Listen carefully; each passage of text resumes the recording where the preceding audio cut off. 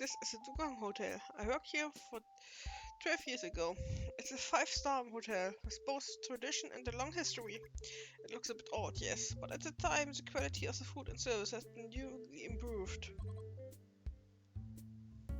Yoshi, do you have a moment? What is it, manager? Well, a troublesome customer has left a reservation. A troublesome customer? Do you know the actress Lois Crawford? She made a reservation at our hotel. Our Dugong Hotel is a luxury hotel with many years of history and tradition. In the past, we had nobles staying in our accommodations, and many notable films were shot here. Many people seeking that sort of old-era nostalgia used our services, and we had very high standards for the service we provided.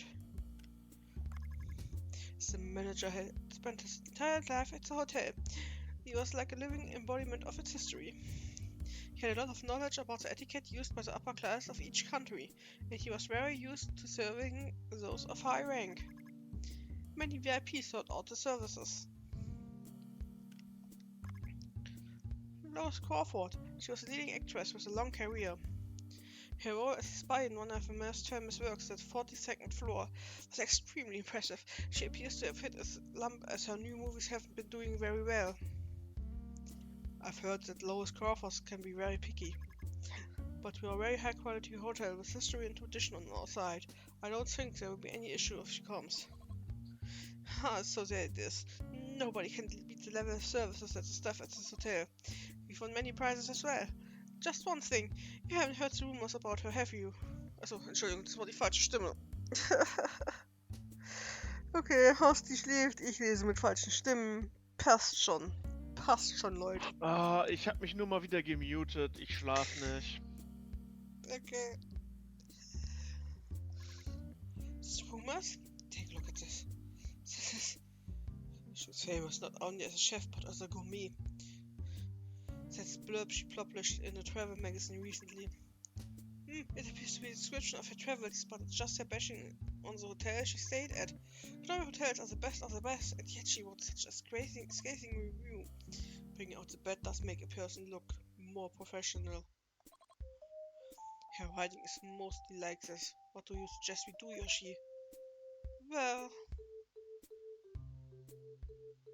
Wicked ist immer noch da. Und die Augen ausgeruht und so. Nein, ich hab nicht geschlafen. Ich war bloß zu blöd, um mich zu entmuten. MK schreibt, was? Er schlimmert? Also ich vermute, das obwohl, nee. Doch? Hallo? Moment. Hallo? Ja? Nee, ich hab nur Ach so, überlegt, weil mein Chat so ein bisschen halb abgeschnitten ist. Ich heb das gerade ein bisschen zurecht, dann sehe ich diesmal tatsächlich den ganzen Chat. Bei dem Spiel geht das ja. Oh, schön. Da muss ich nicht raten, was zur Hälfte da steht.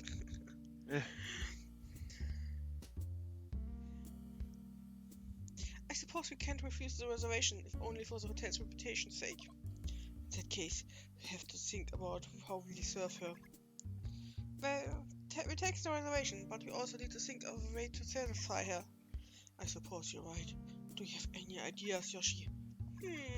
Our hotel strengths are our long history and tradition, as well as our highest quality service. The way we can satisfy her will involve making good use of these things. Did she reserve a suite? Yes, it's a suite. We need to clean rooms and service that match her tastes. We'll treat her as a VIP. Look into drinks and amenities she prefers, and place them as I also check on the state of the rooms. And about who will receive her. I suppose I'll have to do that. Thank you. There's no one that can handle such tricky customers except you, with your long experience with many VIPs. I'm more tense than usual. And about the meals, we can offer her a buffet for breakfast, but we also need ready a dinner course. Our hotel provides Italian food like a bistro and a la carte system. Our hotels provide Italian food. Vor allem hier ist es farblich unterlegt. Hier muss es doch extra einfach sein, ey. Our hotel provides Italian food like a bistro in the a la carte style. We serve pasta or pizza with simple wine. As chef learned to cook in Naples, and his margarita pizza was good, but I didn't really go well with dinner course. We have fantastic French food at our hotel. It's pride and joy of the Dugong Hotel, with Michelin-starred head chef at the helm. But you came at the most inconvenient time. Our head chef is in France at a culinary research trip. The sous chef has taken his place for now and he cooks wonderfully as well. However, our upcoming customer is a very difficult one. Dugong Hotel's Japanese food has never been its strong suit. We only serve udon or simple donburi. We've been making exponential progress, however, after we hired Banshu.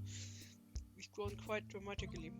Banshu is famous for his ability to reinterpret the use of ingredients, and his food was recently featured in an overseas magazine. He might be our dark horse. That means Japanese is likely the best choice. Banshu hasn't really proven himself yet. Do you think it will be alright? Banshu's skill is indisputable. However, one great drawback is he doesn't consider the preferences of his customers. His sole focus ist letting people try new flavors. Also ganz ehrlich, an dem Punkt hätte ich gesagt, soll doch der französische Sous-Chef kochen, wenn er so gut kocht. Ganz ehrlich, an dem Punkt klingt doch das japanische Essen nach der riskanteren Wahl.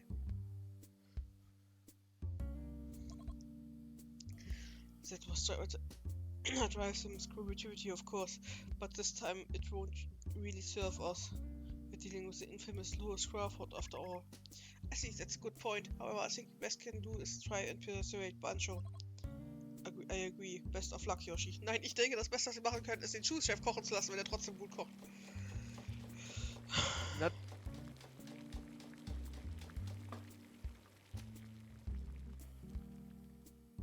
klar, aber das wäre sinnvoll.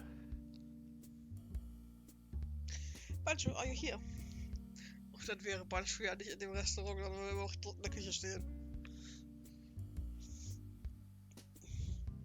Miss Yoshi, what are you doing here? Oh, you're here. That's good.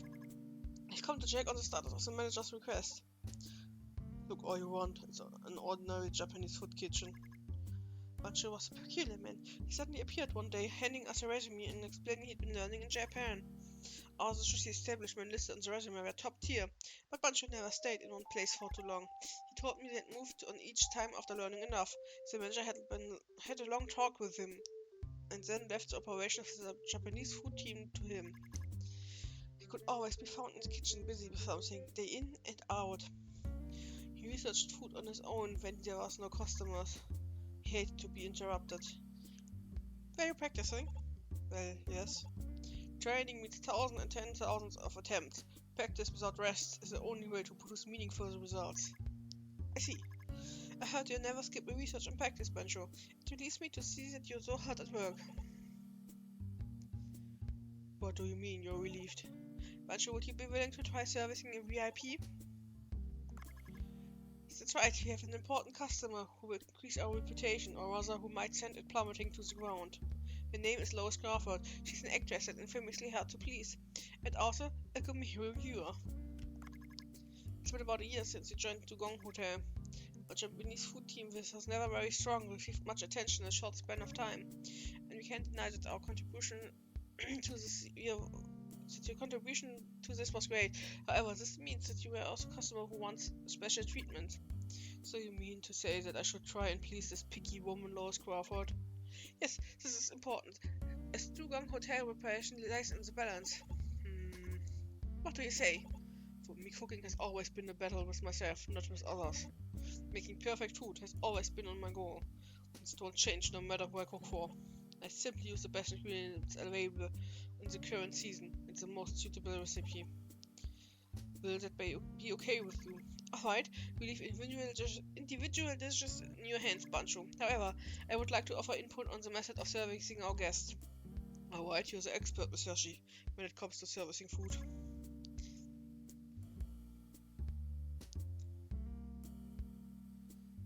Very good. Now, as for the type of menu you should employ, was ist Kaiseki?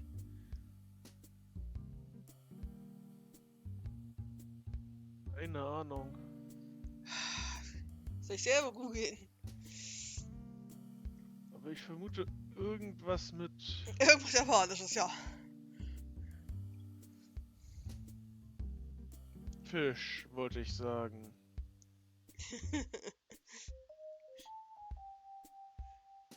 Ja, die japanische Küche hat ja auch, glaube ich, relativ viel Fischgerichte, ne?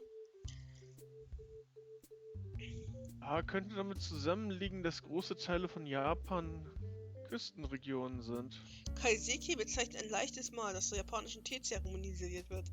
Heute wird der Begriff auch für speziellen Stil eines leichten Menüs im japanischen Restaurant verwendet. Was ist es genau? Aber wahrscheinlich kannst du einfach reintun, was du willst, wie beim Eintopf. Also es sieht aus wie ein Assortment von Essen. Ah, Also Sachen, die dich schwer im Magen... Oh! Während ich was? hier gesucht habe, hat MK uns Folgendes gepostet. Kaiseki bedeutet ursprünglich Onyaku, ein auf offenem Feuer erwärmter Stein, an dem man Kleider einschlug, um sich zu wärmen. Der Ursprung wird auch auf Zen-Mönche zurückgeführt, die anfangs einen warmen Stein an den Körper drückten, um das Hungergefühl zu unterdrücken. Später wurde dies durch ein leichtes Essen ersetzt. Eine andere Theorie besagt, ein armer Zen-Mönch habe, der selbst nichts Essbares hatte, einem Gast statt Essen seinen Onyaku angeboten, um ihn zu wärmen. Wenigstens Wärme zu und dann hört der Text auf. Kaiseki ist... Weißt du, ich drück da drauf und wir kriegen die Lösung gesagt. Danke.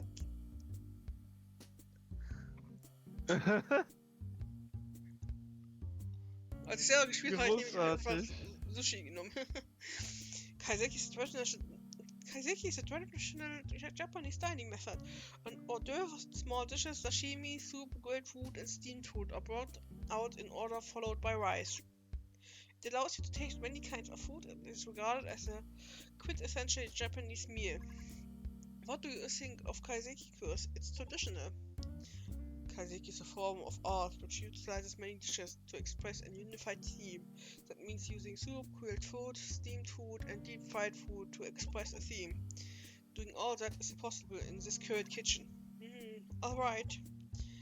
Since it's a dinner, I think it's better than a single dish. That means probably be better to employ Western course or format instead.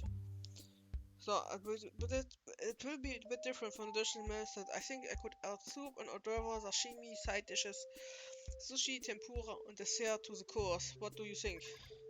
Not bad. So, what will you make for each dish? There's a soup to begin with.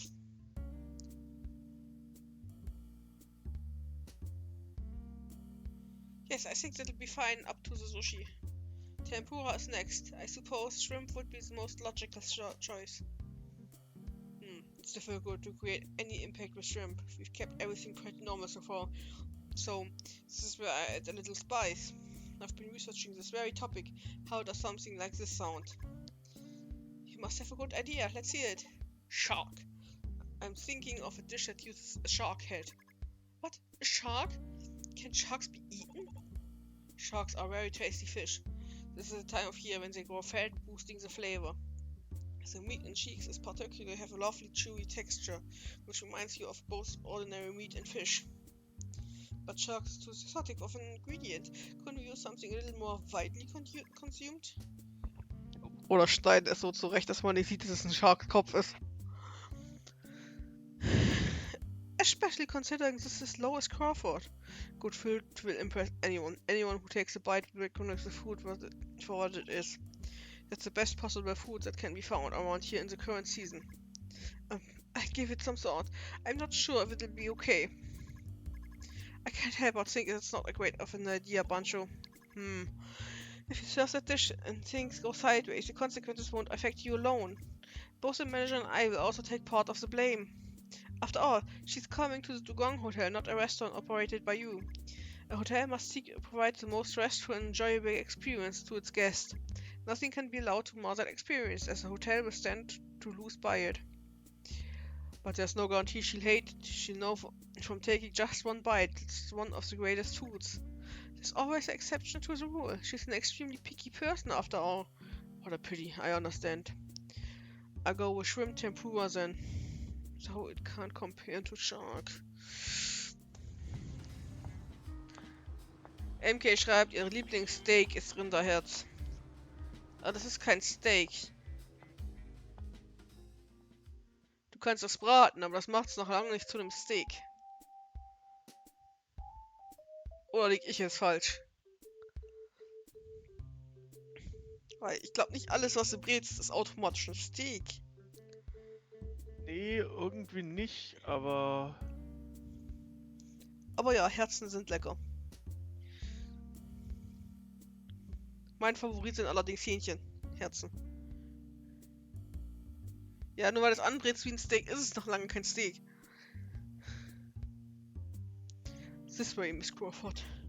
Thank you. The chef is... This is the chef who will be preparing your food today, Bancho. Huh, he's younger than I expected. I was hoping for a slightly more experienced chef.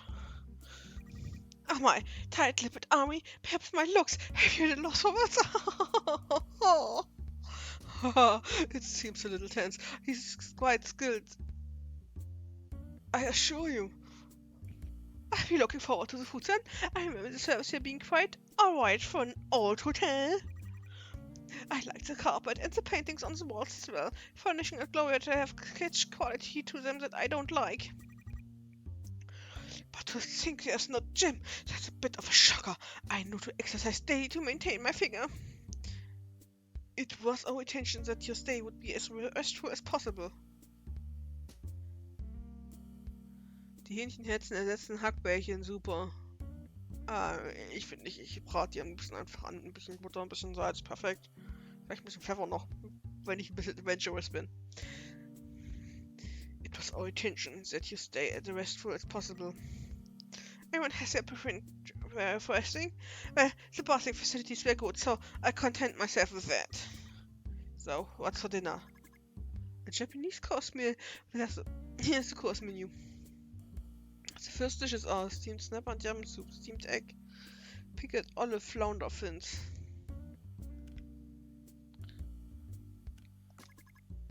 This is a steamed dish composed of grilled snapper and roe, which has a steamed garnish with ground yam.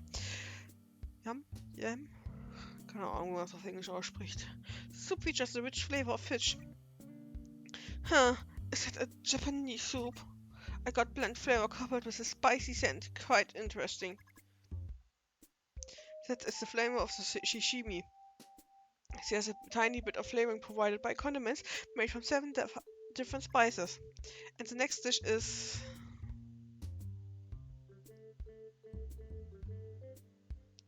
So... The tempura and the dessert are left. What's the tempura? Don't tell me it's shrimp. The salted comedy served with rice, right? The dessert, no doubt, is the usual food. I suppose I've tasted basically everything. It's so hot to stifle your reaction. Have we succeeded?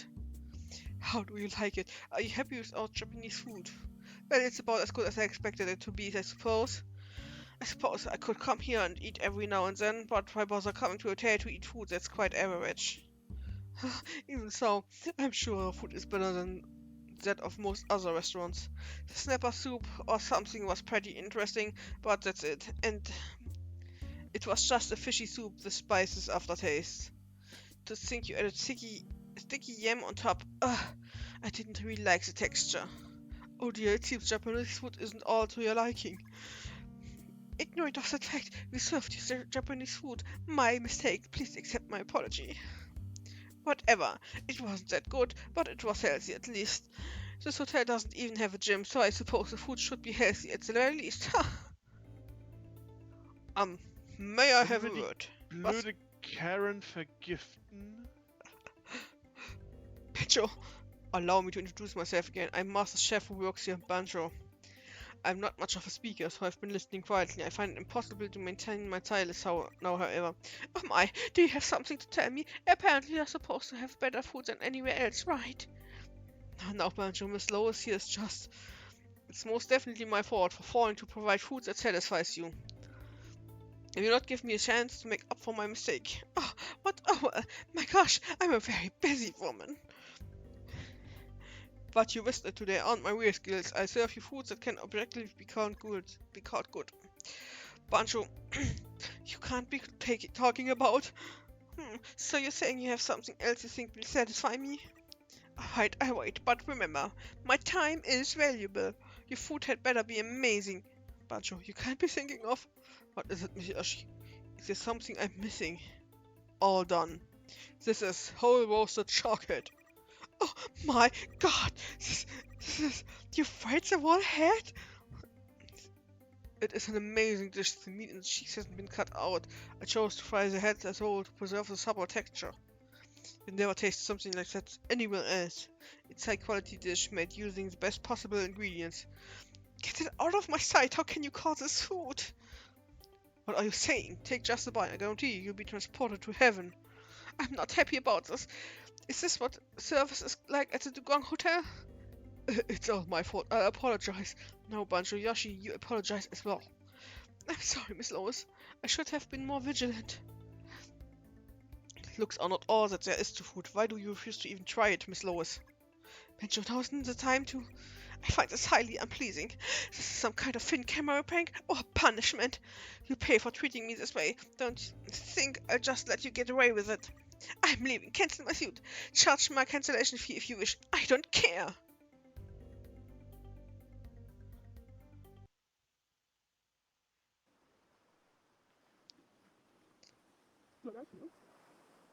Mein Gott, ist die Alte widerlich. Ist es nicht schön? Schlager und grölende Leute, hä?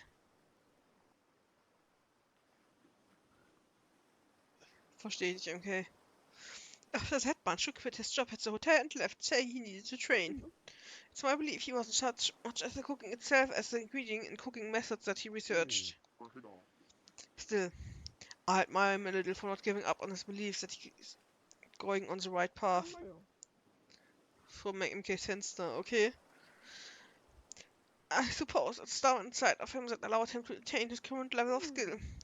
Working with you now, he even started social media. I feel something has changed about him, and I like it. I think you're good for him. Please continue getting it along. I'll do my best to help Banjo focus on his cooking. So, dann haben wir heute kein Geld verdient.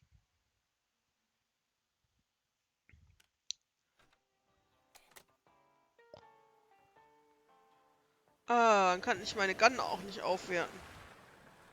Und Dr. Bacon ist zurück. Oh, Dave, you weren't around yesterday, so I was a bit worried. I couldn't get in touch with you via radio either. Meine Fresse, waren wir jetzt aber auf hier Plot. I was at the Sea People Village yesterday. You what happened yesterday? Well, you see...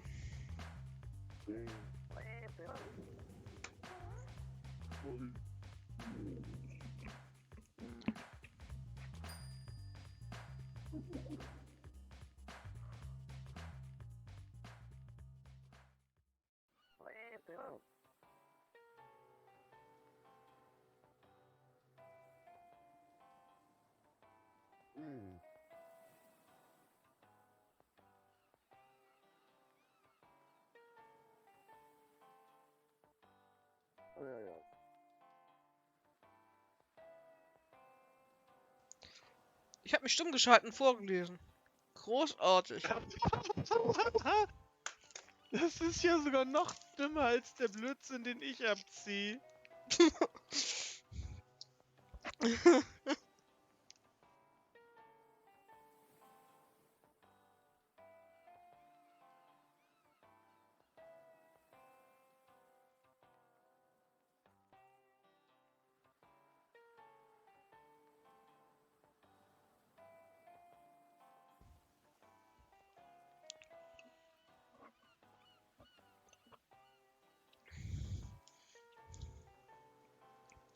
Why don't you go and talk to the residents first? I'd love to go as well, but... Wicked schreibt, das war ein Burn. I said only one person can use Sea People Mirror. What a pity. Ha, what an unexpected turn of events. If any of my tools, don't forget to check out Cobra Shop. Yes, I have to use the Sea People Mirror first to visit their village.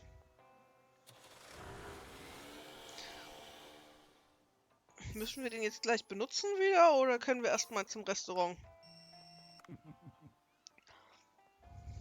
Dave, the fish in the farm yesterday, they multiplied. Hurry on over to the fish farm.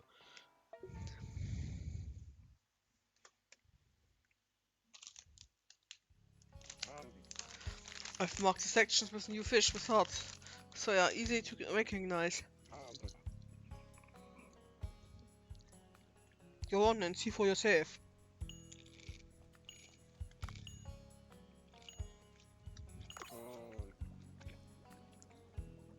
Oh, the mysteries of nature never cease to amaze me. I tell you once the eggs hatch. I marked them with hearts. A fish have multiplied. Speaking of eggs, I'm reminded of my son, who I haven't seen in a long time. You have a son? It was a windy and rainy day. I went too far out on my ship, and the storm flipped my ship over. I haven't been able to go back to see my son since. Well, I didn't know that. Alright, I come by often to check. Thanks to you, although I feel much less pressure to catch fish.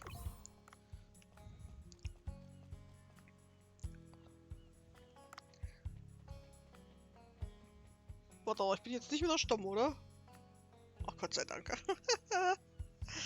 Nee, bist du nicht.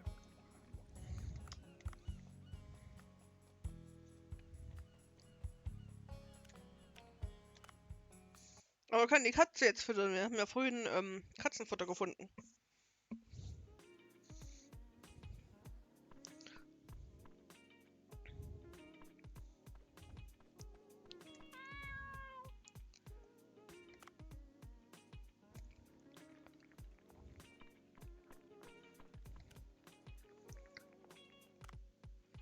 So, wir müssen Quests machen gleich für die Sea People. Und ich guck mal, dass ich dran denke, die Netzgun einzustecken, damit wir Jellyfische fangen können. Mhm. Für das Jellyfish-Event.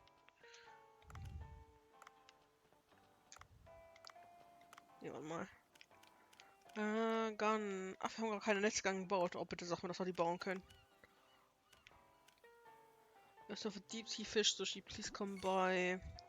Was really this drunk? How embarrassing.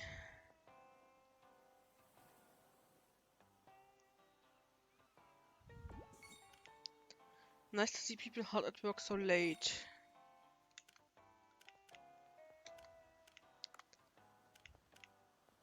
Hatten wir hier noch was?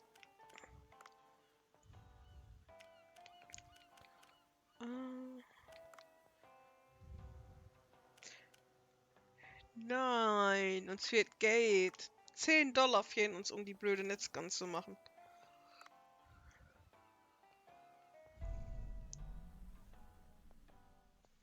Das heißt, die nächsten Tage muss ich dran denken, die Netzgun zu bauen.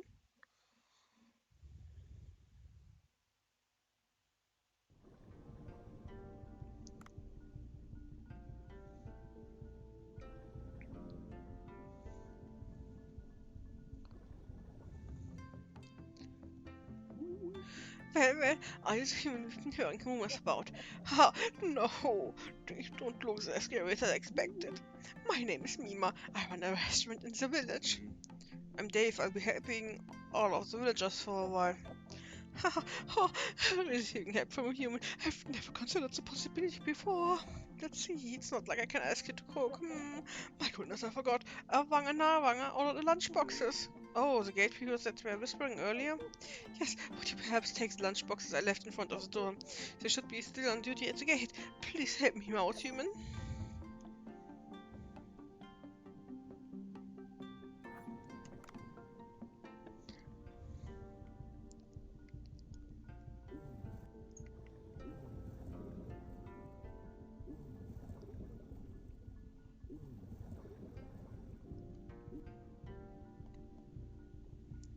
Ach, die restlichen Klione müssen wir auch noch fangen, ne?